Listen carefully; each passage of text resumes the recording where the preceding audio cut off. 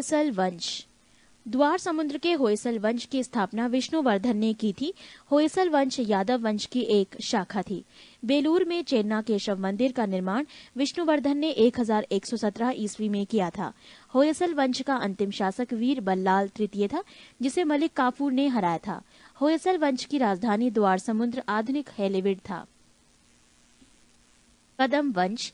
कदम वंश की स्थापना मयूर शर्मन ने की थी। कदम वंश की राजधानी वनवासी था। गंग वंश। गंग वंश संस्थापक वज्रहस्त पंचम था। अभिलेखों के अनुसार गंग वंश के प्रथम शासक कोंकणी वर्मा था। गंगों की प्रारंभिक राजधानी कुवलाल कोल्लर थी, जो बाद में तलकाड हो गई। दत्तक सूत्र पर टीका लिखने वाला गंग शासक माधव प्रथम था। काकातीय वंश। काकतीय वंश का संस्थापक बीटा प्रथम था, जिसने नलगोंडा हैदराबाद में एक छोटे से राज्य का गठन किया, जिसकी राजधानी अमरकोंड थी। इस वंश का सबसे शक्तिशाली शासक गणपति था। रुद्रमा देवी गणपति की बेटी थी, जिसने रुद्रदेव महाराज का नाम ग्रहण किया, जिसने 35 वर्ष तक शासन किया। गणपति ने अपनी राजधानी वारंगल में स्थानांतरित कर ली थी। इस राजवंश का अंतिम शासक प्रताप रुद्र 1295 से 1323 था। 22 सीमावर्ती राजवंशों का अभ्युदय। पाल वंश। पाल वंश का संस्थापक गोपाल 750 ईस्वी था। इस वंश की राजधानी मुंगेर थी। गोपाल बौद्ध धर्म का अनुयायी था। इसने ओदंतपुरी विश्वविद्यालय की स्थापना की थी। पाल वंश के प्रमुख शासक थे धर्मपाल, देवपाल, नारायणपाल, महिपाल, नयपाल आदि। पाल वंश का सबसे महान शासक धर्मपाल था, जिसने विक्रमशिला विश्वविद्यालय की स्थापना की थी। कन्नौज के लिए त्रिपक्षीय संघर्ष पाल वंश, गुर्जर प्रतिहार वंश एवं राष्ट्रकूट वंश के बीच हुआ। इसमें पाल वंश की ओर से सर्वप्रथम धर्मपाल शामिल हुआ था। 11वीं सदी के गुजराती कवि सोडठल ने धर्मपाल को उत्तरापथ स्वामी की उपाधि से संबोधित किया है। ओदंतपुरी बिहार के प्रसिद्ध बौद्ध मठ का निर्माण देवपाल ने करवाया था। जावा के शैलेंद्रवंशी शासक बालपुत्र देव के अनुरोध पर देवपाल ने उसे नालंदा में एक बौद्ध विहार बनवाने के लिए 5 गांव दान में दिए थे। गौड़ी रीति नामक साहित्यिक विद्या का विकास पाल शासकों के समय में हुआ। पाल शासक बौद्ध धर्म के अनुयायी थे। सेन वंश। सेन वंश की स्थापना सामंत सेन ने राढ़ में की थी। इसकी राजधानी नदिया लखनौती थी। सेन वंश के प्रमुख शासक विजय सेन, बल्लाल सेन एवं लक्ष्मण सेन थे। सेन वंश का प्रथम स्वतंत्र शासक विजय सेन था, जो शैव धर्म का अनुयायी था। पृष्ठ 30। दान सागर एवं अद्भुत सागर नामक ग्रंथ की रचना सेन शासक बल्लाल सेन ने की थी। अद्भुत सागर को लक्ष्मण सेन ने पूर्ण रूप दिया था। लक्ष्मण सेन की राज्यसभा में गीत गोविंद के लेखक जयदेव, पवनदूत के लेखक धोई एवं ब्राह्मण सर्वस्व के लेखक हलाय युद्ध थे। हलाय युद्ध लक्ष्मण सेन का प्रधान न्यायाधीश एवं मुख्यमंत्री था। विजय सेन ने देवपाड़ा में प्रद्युम्नेश्वर मंदिर, शिव की विशाल मंदिर की स्थापना की। सेन राजवंश प्रथम राजवंश था, जिसने अपना अभिलेख सर्वप्रथम हिंदी में उत्कीर्ण करवाया। लक्ष्मण सेन बंगाल का अंतिम हिंदू शासक था। कश्मीर के राजवंश। कश्मीर पर शासन करने वाले शासक वंश कालक्रम से इस प्रकार थे: कारकोट वंश, उत्पल वंश, लोहार वंश। 627 ईस्वी में दुर्लभ वर्धन नामक व्यक्ति ने कश्मीर में कारकट वंश, हिंदू वंश की स्थापना की थी। हुएनसांग ने उसके शासनकाल में कश्मीर की यात्रा की। कारकोट वंश का सबसे शक्तिशाली राजा ललितादित्य मुक्तापीड था। कश्मीर का मार्तंड मंदिर का निर्माण ललितादित्य मुक्तापीड के द्वारा करवाया गया था। कारकोट वंश के बाद कश्मीर पर उत्पल वंश का शासन हुआ। इस वंश का संस्थापक अवंती वर्मन था। अवंतीपुर नामक नगर की स्थापना अवंती वर्मन ने की थी। अवंती वर्मन के अभियंता सूर्य ने सिंचाई के लिए नहरों का निर्माण करवाया। 980 ईस्वी में उत्पल वंश की रानी दीदिया एक महत्वाकांक्षी शासिका हुई। उत्पल वंश के बाद कश्मीर पर लोहार वंश का शासन हुआ। लोहार वंश का संस्थापक संग्राम राज था। संग्राम राज के बाद अनंत राजा हुआ। इसकी पत्नी सूर्यमती ने प्रशासन को सुधारने में उसकी सहायता की। लोहार वंश का शासक हर्ष विद्वान, कवि तथा कई भाषाओं का ज्ञाता था। कल्हड़ हर्ष का आश्रित कवि था। जयसिंह लोहार वंश का अंतिम शासक था, जिसने 1128 ईस्वी से 1155 ईस्वी तक शासन किया। जयसिंह के शासन के साथ ही कल्हड़ की राज तरंगिणी का विवरण समाप्त हो जाता है। कामरूप का वर्मन वंश। चौथी शताब्दी के मध्य कामरूप के वर्मन वंश का उदय हुआ। इस वंश की प्रतिष्ठा का संस्थापक पुष्यवर्मन था। इसकी राजधानी प्राग ज्योतिष नामक स्थान पर थी। कालांतर में कामरूप पाल साम्राज्य का एक अंग बन गया। 23 राजपूत राजवंशों की उत्पत्ति। गुर्जर प्रतिहार वंश। मालवा का शासक नागभट्ट प्रथम गुर्जर प्रतिहार वंश का संस्थापक था। नागभट्ट द्वितीय को राष्ट्रकूट सम्राट गोविंद तृतीय ने हराया था। प्रतिहार वंश का सर्वाधिक शक्तिशाली एवं प्रतापी राजा मिहिर भोज था। मिहिर भोज ने अपनी राजधानी कन्नौज में बनाई थी। वो विष्णु भक्त था। उसने विष्णु सम्मान में आदि वाराह की उपाधि धारण की। राजशेखर प्रतिहार शासक महेंद्रपाल के दरबार में रहते थे। इस वंश का अंतिम राजा यशपाल 1036 ईस्वी था। दिल्ली नगर की स्थापना तोमर नरेश अनंगपाल ने 11वीं सदी के मध्य में की। गेहड़वाल यानी राठौड़ राजवंश। गेहड़वाल वंश का संस्थापक चंद्रदेव था। इसकी राजधानी वाराणसी काशी में थी। पृष्ठ 31। इस वंश का सर्वाधिक शक्तिशाली राजा गोविंद चंद था। इसका मंत्री लक्ष्मीधर शास्त्रों का प्रकांड पंडित था, जिसने कृत्य कल्पतरु नामक ग्रंथ लिखा था। गोविंद चंद की एक रानी कुमार देवी ने सारनाथ में धर्मचक्र जिन विहार बनवाई। पृथ्वीराज तृतीय ने स्वयंवर से जयचंद की पुत्री संयोगिता का अपहरण कर लिया था। इस वंश का अंतिम शासक जयचंद था, जिसे गौरी ने 1194 ईस्वी के चंदावर युद्ध में मार डाला। चाईमान या चौहान वंश। चौहान वंश का संस्थापक वासुदेव था। इस वंश की प्रारंभिक राजधानी अहिच्छत्र थी। बाद में अजयराज द्वितीय ने अजमेर नगर की स्थापना की और उसे राजधानी बनाया। इस वंश का सबसे शक्तिशाली शासक अर्णोराज के पुत्र विग्रहराज चतुर्थ बीसलदेव 1153 से 1163 ईस्वी हुआ, जिसने हरि केली नामक संस्कृत नाटक की रचना की। सोमदेव विग्रहराज चतुर्थ के राजकवि थे। इन्होंने ललित विग्रहराज नामक नाटक लिखा। 2.5 दिन का झोपड़ा नामक मस्जिद शुरू में विग्रहराज चतुर्थ द्वारा निर्मित एक विद्यालय था। पृथ्वीराज तृतीय इस वंश का अंतिम शासक था। चंद्रवरदाई पृथ्वीराज तृतीय का राजकवि था, जिसकी रचना पृथ्वीराज रासो है। रणथंभौर के जैन मंदिर का शिखर पृथ्वीराज तृतीय ने बनवाया था। तराइन का प्रथम युद्ध 1191 में हुआ, जिसमें पृथ्वीराज तृतीय की विजय एवं गौरी की हार हुई। तराइन के द्वितीय युद्ध 1192 में हुआ, जिसमें गौरी की विजय एवं पृथ्वीराज तृतीय की हार हुई। परमार वंश। परमार वंश का संस्थापक उपेंद्र राज था। इसकी राजधानी धारा नगरी थी। प्राचीन राजधानी उज्जैन। परमार वंश का सर्वाधिक शक्तिशाली शासक राजा भोज था। राजा भोज ने भोपाल के दक्षिण में भोजपुर नामक झील का निर्माण करवाया। नैषधीय चरित्र के लेखक श्रीहर्ष एवं प्रबंध चिंतामणि के लेखक मेरुतुंग थे। राजा भोज ने चिकित्सा, गणित एवं व्याकरण पर अनेक ग्रंथ लिखे। भोजकृत युक्ति कल्पतरु में वास्तुशास्त्र के साथ साथ विविध वैज्ञानिक यंत्रों व उनके उपयोग का उल्लेख है।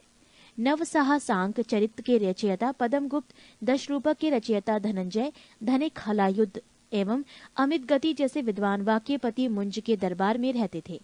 कविराज की उपाधि से विभूषित शासक था राजा भोज। भोज ने अपनी राजधानी में सरस्वती मंदिर का निर्माण करवाया था। इस मंदिर के परिसर में संस्कृत विद्यालय भी खोला गया था। राजा भोज के शासनकाल में धारा नगरी विद्या एवं विद्वानों का प्रमुख केंद्र थी। भोज ने चित्तौड़ में त्रिभुवन नारायण मंदिर का निर्माण करवाया। भोजपुर नगर की स्थापना राजा भोज ने की थी।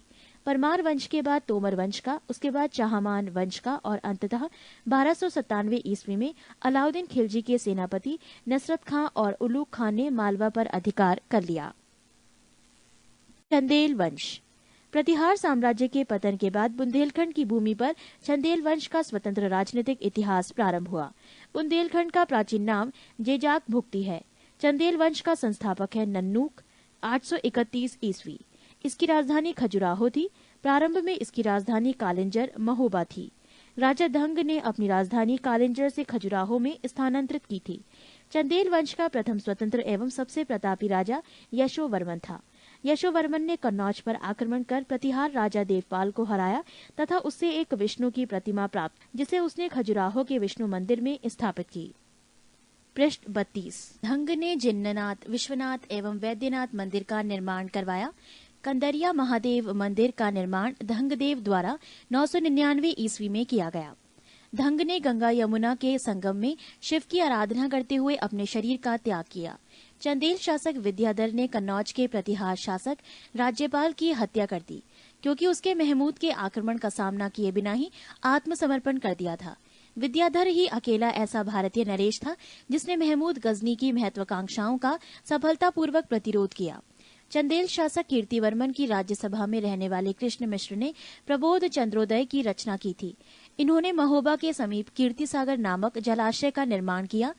आल्हाद उदल नामक 2 सेनानायक परम निर्देव के दरबार में रहते थे, जिन्होंने पृथ्वीराज चौहान के साथ युद्ध करते हुए अपनी जान गंवाई थी। चंदेल वंश का अंतिम शासक परम निर्देव ने 1202 ईस्वी में कुतुबुद्दीन ऐबक की अधीनता स्वीकार कर ली। इस पर उसके मंत्री अजय देव ने उसकी हत्या कर दी। सोलंकी वंश अथवा गुजरात के चालुक्य शासक। सोलंकी वंश का संस्थापक मूलराज प्रथम था। इसकी राजधानी अनहिलवाड़ थी। मूलराज प्रथम शैव धर्म का अनुयायी था। भीम प्रथम के शासनकाल में महमूद गजनी ने सोमनाथ के मंदिर पर आक्रमण किया। भीम प्रथम के सामंत बिमल ने आबू पर्वत पर दिलवाड़ा का प्रसिद्ध जैन मंदिर बनवाया। सोलंकी वंश का प्रथम शक्तिशाली शासक जयसिंह सिद्धराज था। प्रसिद्ध जैन विद्वान हेमचंद जयसिंह सिद्धराज के दरबार में था। माउंट आबू पर्वत राजस्थान पर एक मंडप बनाकर जयसिंह सिद्धराज ने अपने सभी पूर्वजों की गजारोही मूर्तियों की स्थापना की। मोढेरा के सूर्य मंदिर का निर्माण सोलंकी राजाओं के शासनकाल में हुआ था। सिद्धपुर में रुद्र महाकाल के मंदिर का निर्माण जयसिंह सिद्धराज ने किया था। सोलंकी शासक कुमारपाल जैन मतानुयायी था। वो जैन धर्म के अंतिम राज के प्रवर्तक के रूप में प्रसिद्ध है। सोलंकी वंश का अंतिम शासक भीम द्वितीय था। भीम द्वितीय के एक सामंत लवण प्रसाद ने गुजरात में बघेल वंश की स्थापना की थी। बघेल वंश का कर्ण द्वितीय गुजरात का अंतिम हिंदू शासक था। इसने अलाउद्दीन खिलजी की सेनाओं का मुकाबला किया था। 20 पुष्यभूति वंश या वर्धन वंश। गुप्त वंश के पतन के बाद जिन नए राजवंशों का उद्भव हुआ उनमें मैत्रक, मौखरी, पुष्यभूति, परवर्ती गुप्त और गौड़ प्रमुख हैं। इन राजवंशों में पुष्यभूति वंश के शासकों ने सबसे विशाल साम्राज्य स्थापित किया। पृष्ठ 24। पुष्यभूति वंश के संस्थापक पुष्यभूति था। इनकी राजधानी थानेश्वर हरियाणा प्रांत के करनाल जिले में स्थित वर्तमान थानेसर नामक स्थान थी। प्रभाकर वर्धन इस वंश की स्वतंत्रता का जन्मदाता था तथा प्रथम प्रभावशाली शासक था, जिसने परम भट्टारक और महाराजा धीराज जैसी सम्मानजनक उपाधियां धारण की। प्रभाकर वर्धन की पत्नी यशोमती से 2 पुत्र राज्यवर्धन और हर्षवर्धन तथा एक कन्या राज्यश्री उत्पन्न हुई। राज्यश्री का विवाह कन्नौज के मौखरी राजा गृहवर्मा के साथ हुआ। मालवा के शासक देवगुप्त ने गृहवर्मा की हत्या कर दी और राज्यश्री को बंदी बनाकर कारागार में डाल दिया। राज्यवर्धन ने देवगुप्त को मार डाला, परंतु देवगुप्त के मित्र गौड़ नरेश शशांक ने धोखा देकर राज्यवर्धन की हत्या कर दी। नोट: शशांक शैव धर्म का अनुयायी था। इसने बोधि वृक्ष बोध गया को कटवा दिया। राज्यवर्धन की मृत्यु के बाद 606 ईस्वी में 16 वर्ष की अवस्था में हर्षवर्धन थानेश्वर की गद्दी पर बैठा। हर्ष को शिलादित्य के नाम से भी जाना जाता था। इसने परम भट्टारक नरेश की उपाधि धारण की थी। हर्ष ने शशांक को पराजित करके कन्नौज पर अधिकार कर लिया तथा उसे अपनी राजधानी बनाया। हर्ष और पुलकेशन द्वितीय के बीच नर्मदा नदी के तट पर युद्ध हुआ, जिसमें हर्ष की पराजय हुई। चीनी यात्री हुएनसांग हर्षवर्धन के शासनकाल में भारत आया। नोट: हुएनसांग को यात्रियों में राजकुमार, नीति का पंडित एवं वर्तमान शाक्य मुनि कहा जाता है। वो नालंदा विश्वविद्यालय में पढ़ने एवं बौद्ध ग्रंथ संग्रह करने के उद्देश्य से भारत आया था। हर्ष 641 ईस्वी में अपने दूत चीन भेजे तथा 643 ईस्वी एवं 645 ईस्वी में 2 चीनी दूत उसके दरबार में आए। हर्ष ने कश्मीर के शासक से बुद्ध के दंत अवशेष बलपूर्वक प्राप्त किए। हर्ष के पूर्वज भगवान शिव और सूर्य के अनन्य उपासक थे। प्रारंभ में हर्ष भी अपने कुल देवता शिव का परम भक्त था। चीनी यात्री हुएनसांग से मिलने के बाद उसने बौद्ध धर्म की महायान शाखा को राज्यश्रेय प्रदान किया तथा वो पूर्ण बौद्ध बन गया। हर्ष के समय में नालंदा महाविहार महायान बौद्ध धर्म की शिक्षा का प्रधान केंद्र था। हर्ष के समय में प्रयाग में प्रति 5वें वर्ष एक समारोह आयोजित किया जाता था, जिसे महामोक्ष परिषद कहा जाता था। हुएनसांग स्वयं छठे समारोह में सम्मिलित हुआ। बाणभट्ट हर्ष के दरबारी कवि थे। उन्होंने हर्ष चरित्र एवं कादम्बरी की रचना की। प्रियदर्शिका, रत्नावली तथा नागानंद नामक 3 संस्कृत नाटक ग्रंथों की रचना हर्ष ने की थी। कहा जाता है कि धावक नामक कवि ने हर्ष से पुरस्कार लेकर उसके नाम से ये तीनों नाटक लिख दिए। हर्ष को भारत का अंतिम हिंदू सम्राट कहा गया, लेकिन वह तो न कट्टर हिंदू था और न ही सारे देश का शासक ही। हर्ष के अधीनस्थ शासक महाराज अथवा महासामंत कहे जाते थे। हर्ष के मंत्री परिषद के मंत्री को सचिव या अमात्य कहा जाता था। प्रशासन की सुविधा के लिए हर्ष का साम्राज्य कई प्रांतों में विभाजित था। प्रांत को भुक्ति कहा जाता था। प्रत्येक भुक्ति का शासक राजस्थानीय, उपारिक या राष्ट्रीय कहलाता था। नोट: हर्षचरित चरित्र में प्रांतीय शासक के लिए लोकपाल शब्द आया है। भुक्ति का विभाजन जिलों में हुआ था। जिले की संज्ञा थी विषय, जिसका प्रधान विषयपति होता था। विषय के अंतर्गत कई पाठक आधुनिक तहसील होते थे। ग्राम शासन की सबसे छोटी इकाई थी ग्राम शासन का प्रधान ग्रामाक्ष पटलिक कहा जाता था। पृष्ठ 25। पुलिस कर्मियों को चाट या भाट कहा जा गया है। दंडपाशिक तथा दांडिक पुलिस विभाग के अधिकारी होते थे। अश्व सेना के अधिकारियों को बृहदेश्वर, पैदल सेना के अधिकारियों को बलाधिकृत या महाबलाधिकृत कहा जाता था। हर्षचरित में सिंचाई के साधन के रूप में तुलायंत्र जल पंप का उल्लेख मिलता है। हर्ष के समय मथुरा सूती वस्त्रों के निर्माण के लिए प्रसिद्ध था। हर्षचरित के अनुसार हर्ष की मंत्री परिषद: भंडी प्रधान सचिव, सिंहनाद प्रधान सेनापति, कुंतल अश्वसेना का प्रधान, स्कंदगुप्त गज सेना का प्रमुख। 21. दक्षिण भारत के प्रमुख राजवंश। 1. पल्लव वंश। पल्लव वंश का संस्थापक सिंह विष्णु 575 से 600 ईस्वी पर था। इसकी राजधानी कांची, तमिलनाडु में कांचीपुरम थी। वो वैष्णव धर्म का अनुयायी था। किराता अर्जुनियम के लेखक भारवी सिंह विष्णु के दरबार में रहते थे। पल्लव वंश के प्रमुख शासक हुए क्रमशः महेंद्र वर्मन प्रथम 600 से 630 ईस्वी, नरसिंह वर्मन प्रथम 630 से 668 ईस्वी, महेंद्र वर्मन द्वितीय 668 से 670, परमेश्वर वर्मन प्रथम 670 से 680 ईस्वी, नरसिंह वर्मन द्वितीय 704 से 728, नंदी वर्मन द्वितीय 731 से 795। पल्लव वंश का अंतिम शासक अपराजित 879 से 897 ईस्वी हुआ। मतविलास प्रहसन की रचना महेंद्र वर्मन ने की थी। महाबलीपुरम के एकाश्रम मंदिर, जिन्हें रथ कहा गया है, का निर्माण पल्लव राजा नरसिंह वर्मन प्रथम के द्वारा करवाया गया था। रथ मंदिरों में सबसे छोटा द्रौपदी रथ है, जिसमें किसी प्रकार का अलंकरण नहीं मिलता है। वात्पी कोंड की उपाधि नरसिंह वर्मन प्रथम ने धारण की थी। अरबों के आक्रमण के समय पल्लवों का शासक नरसिंह वर्मन द्वितीय था। उसने राजसिंह राजाओं में सिंह, आगम प्रिय शासकों का प्रेमी और शंकर भक्त, शिव का उपासक की उपाधियां धारण की। उसने कांची के कैलाश मंदिर का निर्माण करवाया, जिसे राज सिद्धेश्वर मंदिर भी कहा जाता है। इसी मंदिर के निर्माण से द्रविड़ स्थापत्य कला की शुरुआत हुई। महाबलीपुरम में शोर मंदिर। दशकुमार चरित के लेखक दंडी नरसिंह वर्मन द्वितीय के दरबार में रहते थे। कांची के मुक्तेश्वर मंदिर तथा वैकुंठ पेरुमाल मंदिर का निर्माण नंदीवर्मन द्वितीय ने करवाया। प्रसिद्ध वैष्णव संत तिरुमंगई अलवार नंदीवर्मन द्वितीय के समकालीन थे। राष्ट्रकूट। राष्ट्रकूट राजवंश का संस्थापक दंतीदुर्ग 752 ईस्वी था। इसकी राजधानी मणिकर या मान्यखेत, वर्तमान मालखेड़, शोलापुर के निकट थी।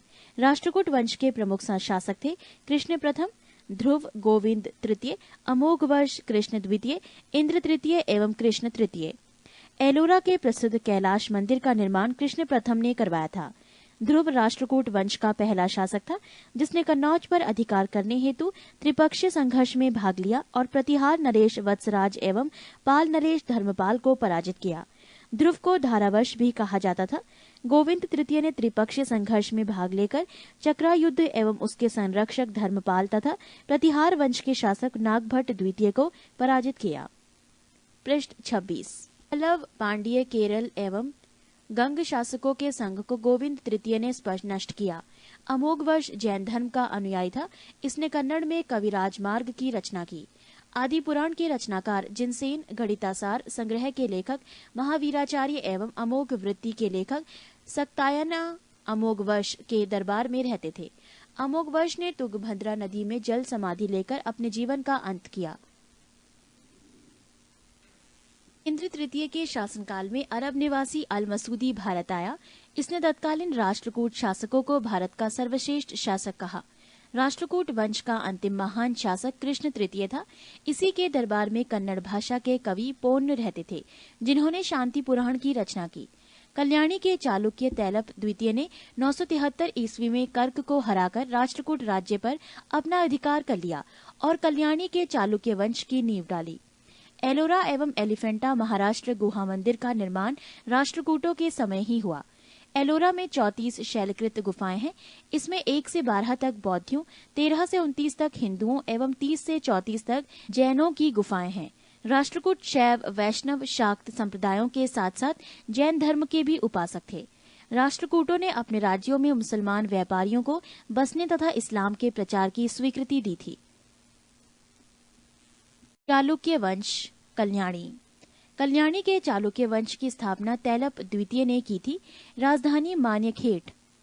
चालुक्य वंश कल्याणी के प्रमुख शासक हुए तैलप प्रथम, तैलप द्वितीय, विक्रमाद्वितीय, जयसिंह, सोमेश्वर, सोमेश्वर द्वितीय, विक्रमाद्वितीय 6, सोमेश्वर तृतीय एवं तैलप तृतीय। सोमेश्वर प्रथम ने मान्यखेट से राजधानी हटाकर कल्याणी कर्नाटक को बनाया। इस वंश का सबसे प्रतापी शासक विक्रमादित्य षष्ठ था। विल्हड़ एवं विज्ञानेश्वर विक्रमादित्य षष्ठ के दरबार में ही रहते थे। मिताक्षरा हिंदू विधि ग्रंथ याज्ञवल्क्य स्मृति पर व्याख्या नामक ग्रंथ की रचना महाविधिवेत्ता विज्ञानेश्वर ने की थी। विक्रमांक देव चरित की रचना विल्हड़ ने की थी। इसमें विक्रमादित्य षष्ठ के जीवन पर प्रकाश डाला गया है। चालुक्य वंश, वातापी। जयसिंह ने वातापी के चालुक्य वंश की स्थापना की, जिसकी राजधानी वातापी बीजापुर के निकट थी। इस वंश के प्रमुख शासक थे पुलकेशन प्रथम, कीर्तिवर्मन, पुलकेशन द्वितीय, विक्रमादित्य, विनयादित्य एवं विजयादित्य। इनमें सबसे प्रतापी राजा पुलकेशन द्वितीय था। महाकुंड स्तंभ लेख से प्रमाणित होता है कि पुलकेशन द्वितीय बहु सवर्ण एवं अग्निष्ठोम यज्ञ संपन्न करवाया था। जिनेन्द्र का मेघुती मंदिर पुलकेशन द्वितीय ने बनवाया था। पुलकेशन द्वितीय ने हर्षवर्धन को हराकर परमेश्वर की उपाधि धारण की थी। इसने दक्षिणा पथेश्वर की उपाधि भी धारण की थी। पल्लववंशी शासक नरसिंह वर्मन प्रथम ने पुलकेशन द्वितीय को लगभग 642 ईस्वी में परास्त किया और उसकी राजधानी बादामी पर अधिकार कर लिया। संभवतः इसी युद्ध में पुलकेशन द्वितीय मारा गया। इसी विजय के बाद नरसिंह वर्मन ने वातापी कोड की उपाधि धारण की। ऐहोल अभिलेख का संबंध पुलकेशन द्वितीय से है। लेखक रवि कीर्ति। अजंता के एक गुहा चित्र में फारसी दूत मंडल को स्वागत करते हुए पुलकेशन द्वितीय को दिखाया गया है। वातापी का निर्माणकर्ता कीर्तिवर्मन को माना गया है। मालवा को जीतने के बाद विनयादित्य ने सकलोत्तर पथनाथ की उपाधि धारण की। पृष्ठ 27। विक्रमादित्य द्वितीय के शासनकाल में ही दक्कन के अरबों ने आक्रमण किया। इस आक्रमण का मुकाबला विक्रमादित्य के भतीजा पुलकेशी ने किया। इस अभियान की सफलता पर विक्रमादित्य द्वितीय ने इसे अवनी जनाश्रय की उपाधि प्रदान की। विक्रमादित्य द्वितीय की प्रथम पत्नी लोक महादेवी ने पदट काल में विरूपाक्ष महादेव मंदिर तथा उसकी दूसरी पत्नी त्रैलोक्य देवी ने त्रैलोकेश्वर मंदिर का निर्माण करवाया। इस वंश का अंतिम राजा कीर्तिवर्मन द्वितीय था। इसे इसके सामंत दंतिदुर्ग ने परास्त कर एक नए वंश राष्ट्रकूट वंश की स्थापना की। चालुक्य वंश, वेंगी। बेंगी के चालुक्य वंश का संस्थापक विष्णुवर्धन था। इनकी राजधानी बेंगी आंध्र प्रदेश में थी। इस वंश के प्रमुख शासक थे जयसिंह प्रथम, इंद्रवर्धन, विष्णुवर्धन द्वितीय, जयसिंह द्वितीय एवं विष्णुवर्धन तृतीय। इस वंश के सबसे प्रतापी राजा विजयादित्य तृतीय था, जिसका सेनापति पडुरंग था। चोल। 9वीं शताब्दी में चोल वंश पल्लवों के ध्वंसावशेषों पर स्थापित हुआ।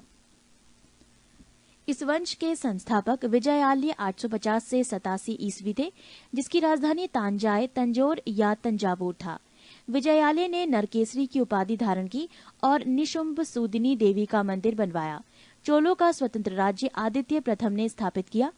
पल्लवों पर विजय पाने के उपरांत आदित्य प्रथम ने कोदंडराम की उपाधि धारण की। चोल वंश के प्रमुख राजा थे परांतक 1, राजराज 1, राजेंद्र प्रथम, राजेंद्र द्वितीय एवं कुलोतुंग। तक्कोलम के युद्ध में राष्ट्रकूट नरेश कृष्ण तृतीय ने परांतक प्रथम को पराजित किया। इस युद्ध में परांतक प्रथम का बड़ा लड़का राजादित्य मारा गया। राजराज प्रथम ने श्रीलंका पर आक्रमण किया। वहां के राजा महिम पांच को भगाकर श्रीलंका के दक्षिण जिला रोहण में शरण लेनी पड़ी।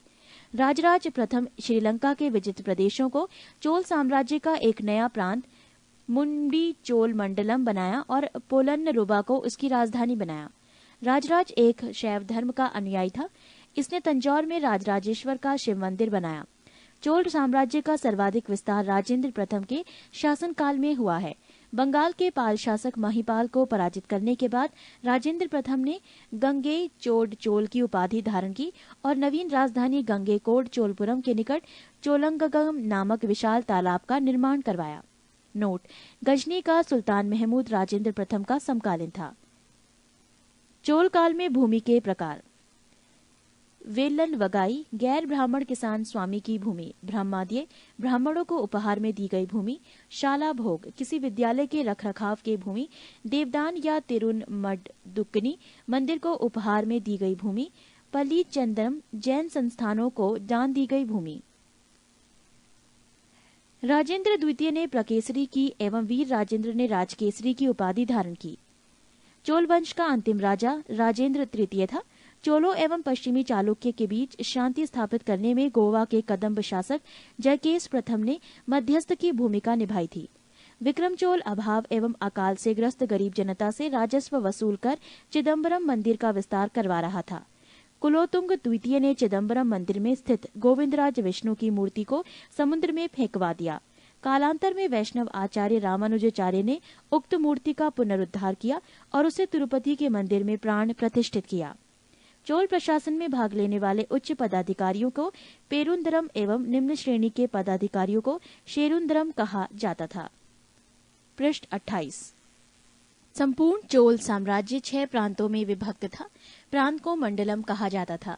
मंडलम कोट्टम में, कोट्टम नाडु में एवं नाडु कई कुर्रमों में विभक्त था। नाडु की स्थानीय सभा को नाटूर एवं नगर की स्थानीय सभा को नगरतार कहा जाता था। स्थानीय स्वशासन चोल प्रशासन की मुख्य विशेषता थी। उर सर्वसाधारण लोगों की समिति थी जिसका कार्य होता था सार्वजनिक कल्याण के लिए तालाबों और बगीचों के निर्माण हेतु गांव की भूमि का अधिग्रहण करना। सभा या महासभा, ये मूलतः अग्रहारों और ब्राह्मण बस्तियों की सभा थी जिसके सदस्यों को पेरुम मक्कल कहा जाता था। ये सभा वरियम नाम की समितियों के द्वारा अपने कार्य को संचालित करती थी। सभा की बैठक गांव में मंदिर के निकट वृक्ष के नीचे या तालाब के किनारे होती थी। व्यापारियों की सभा को नगरम कहते थे। चोल काल में भूमिकर उपज का 1/3 भाग हुआ करता था। गांव में कार्य समिति की सदस्यता के लिए जो वेतन भोगी कर्मचारी रखे जाते थे उन्हें मध्यस्थ कहते थे।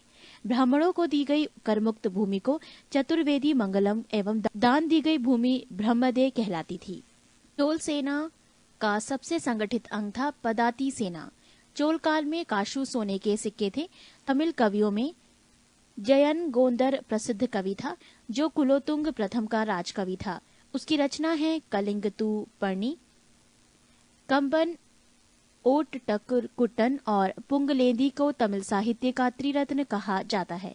पंप, पोन एवं रन कन्नड़ साहित्य के त्रिरत्न माने जाते हैं। पर्सी ब्राउन ने तंजौर के बृहदेश्वर मंदिर के विमान को भारतीय वास्तुकला का निकष माना है। चोलकालीन रटराज प्रतिमा को चोल कला का सांस्कृतिक सार या निचोड़ कहा जाता है। शैव संत ईसाना शिव पंडित राजेंद्र प्रथम के गुरु थे। चोलकाल 10वीं शताब्दी का सबसे महत्वपूर्ण बंदरगाह कावेरीपट्टनम था। बहुत बड़ा गांव जो एक इकाई के रूप में शासित किया जाता था तनियर कहलाता था। उत्तर मेरूर शिलालेख जो सभा संख्या का विस्तृत वर्णन उपस्थित करता है परांतक प्रथम शासनकाल से संबंधित है। चोलों की राजधानी कालक्रम के अनुसार थी उर्रयूर, तंजौर, गंगकौड़, चोलपुरम एवं कांची। चोलकाल में सड़कों की देखभाल बागान समिति करती थी। चोलकाल में आम वस्तुओं के आदान प्रदान का आधार धान था। चोलकाल के विशाल व्यापारी समूह निम्न थे: वलंजियार, नानादौसी एवं मणिग्रामम। विष्णु के उपासक अलवार एवं शिव के उपासक नयनार संत कहलाते थे। उत्तर मेरूर अभिलेख के अनुसार सभा की सदस्यता: 1. सभा की सदस्यता के लिए इच्छुक लोगों को ऐसी भूमि का स्वामी होना चाहिए जहां से भूराजस्व वसूला जाता है। 2. उनके पास अपना घर होना चाहिए। 3. उनकी उम्र 35 से 70 के बीच होनी चाहिए। 4. उन्हें वेदों का ज्ञान होना चाहिए। 5. उन्हें प्रशासनिक मामलों की अच्छी जानकारी होनी चाहिए और ईमानदार होना चाहिए। 6. यदि कोई पिछले 3 सालों में किसी समिति का सदस्य रहा है तो वो किसी और समिति का सदस्य नहीं बन सकता। 7. जिसने अपने आप या अपने संबंधियों के खाते जमा नहीं कराए हैं वो चुनाव नहीं लड़ सकता। यादव वंश। देवगिरी के यादव वंश की स्थापना भिल्लम पंचम ने की। इसकी राजधानी देवगिरी थी। इस वंश का सबसे प्रतापी राजा सिंहर 1210 से 1246 ईस्वी था। इस वंश का अंतिम स्वतंत्र शासक रामचंद्र था, जिसने अलाउद्दीन के सेनापति मलिक काफूर के सामने आत्मसमर्पण किया। पृष्ठ 29।